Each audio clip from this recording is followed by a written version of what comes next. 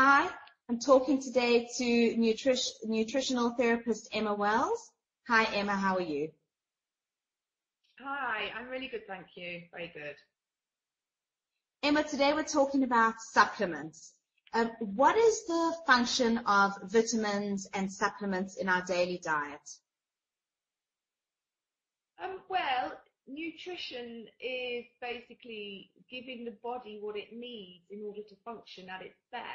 And it needs macronutrients, proteins, fats and carbohydrates, and it needs vitamins and minerals and some plant chemicals as well called phytonutrients. Supplements tend to provide the body with those tend to be in a pill form or a powder form, a liquid form, rather than a food form. So that's basically, we're supplementing, we're adding some extra things into the diet to provide the body with the nutrition that it needs to function. Should I check with my physician or healthcare practitioner before I take any supplements? Generally, it's a sensible idea, yes, because there are some conditions where certain supplements are not recommended and they become detrimental. For example, if you're on blood thinning medication like warfarin, you really shouldn't be taking things like fish oil or ginkgo, or vitamin E, which also thin the blood, and you can have too much of a blood thinning effect.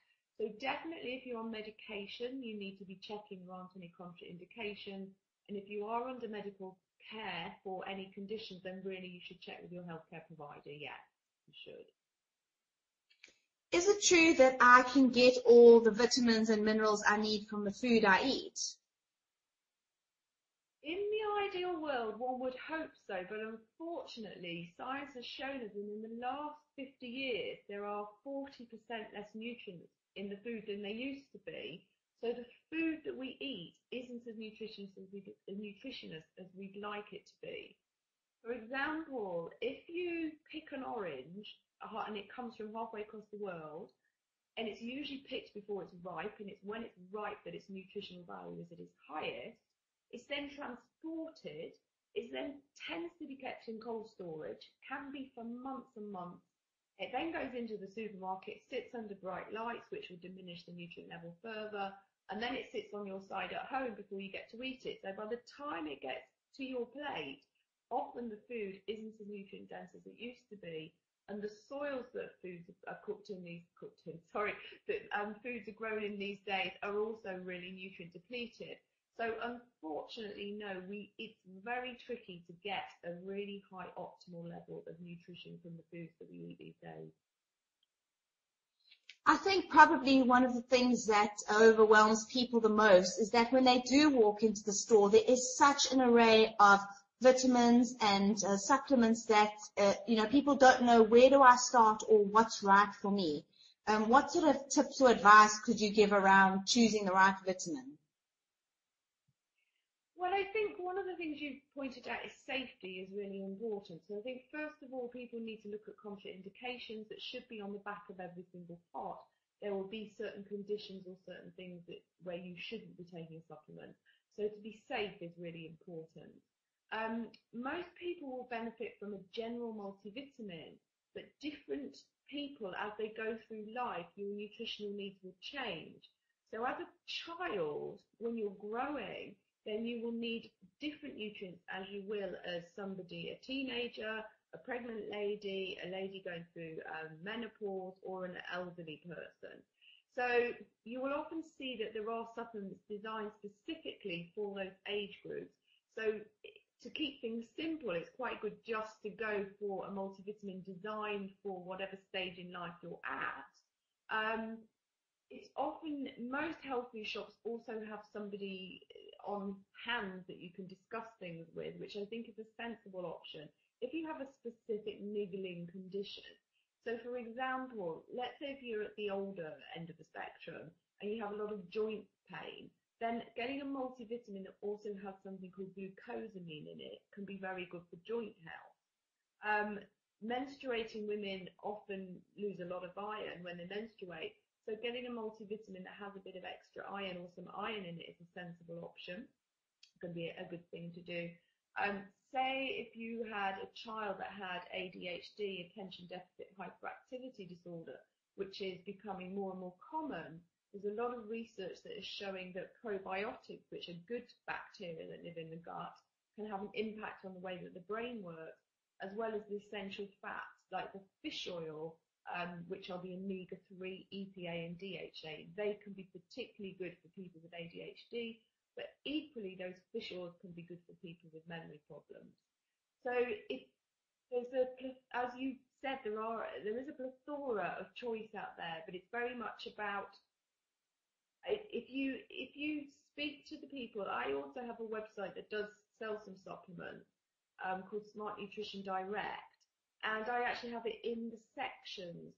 So we've got different people's health needs. So I've already tried to pull things into the right areas, and you can just look at things that particularly, but not just my website, just all, website shops would do that, should be doing that as well, to help you to make those choices, because you can't see the wood for the trees. There's so much choice. How do you make that decision? So I think a good grounding is staying with a multivitamin designed for your age group or your stage in life, and then adding on an essential fatty acid for particularly memory problems. A lot of digestive problems will often benefit from probiotics, the good bacteria, but that is very much a generalization because there can be many other factors involved. And I think that's where coming to see an expert like me is where I can help, because I think as a basic multivitamin, great, but I think when you've got specific health problems, you need a bit more help, because I will use up to 6-7 supplements sometimes with clients because of the range of things that I've got to address. So I need to really use a broad range, and I think that would be far too complicated for somebody that was just reading a few books. I think you'd get a little bit bogged down. So I hope that helps. And Emma, just as a final question, how should people take supplements or vitamins? Is there a right time of the day? How should they be taken? Good question. Absolutely. There is a right and a wrong time of the day, but it varies for which supplements we're looking at. So if you're taking B vitamins, you're better to take B vitamins in the morning because they're very important for energy. And for some people, the odd sensitive person, if they take them in the evening, it will keep them awake. So B vitamins in the morning. There's a lot of people that say, oh, I read that you can't take zinc with copper or this with that because they're antagonistic to each other. Generally, because in food they all come together, so generally I don't worry about that if you've got a broad range of nutrients occurring. If you have excess of one nutrient, then you have to be careful, but we're getting into specialism there. So with the minerals, I don't really worry too much, except for magnesium, which is particularly good to take in the evening because it's very calming and relaxing. So it's a nicer thing in the evening to help you to relax, wind down, and I actually give it to some people if they have insomnia as well, to help them to actually relax and get into sleep. Probiotics which should be generally kept in the fridge, should be taken with food, not with a hot drink, because the hot drink can kill the live bacteria. So that's quite an important one, that they're actually taking with food. Otherwise, the stomach acid can actually kill off some of the live bacteria.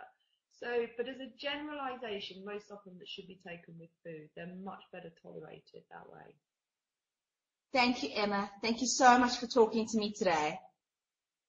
Pleasure. Thank you very much.